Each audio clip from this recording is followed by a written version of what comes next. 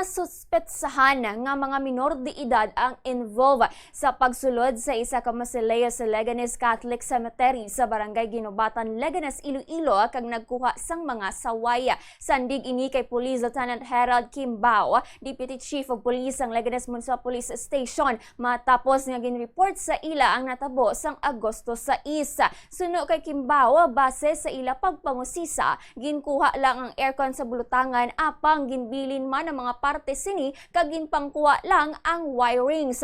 Nagpanugyan ang pulis sa mga pamilya nga nagapanag-iya sang mausoleo nga magdoble halong gid kag magbutang sang kandado. Nagpanawagan man ini sa mga ginikanan nga bantayan ang ilang mga kabataan sa ilang mga aktibidad, ilabi na kung naga-involve ini sa mga illegal nga buluhaton. May mga suspects kita pero hindi naman ma-declare kay minor.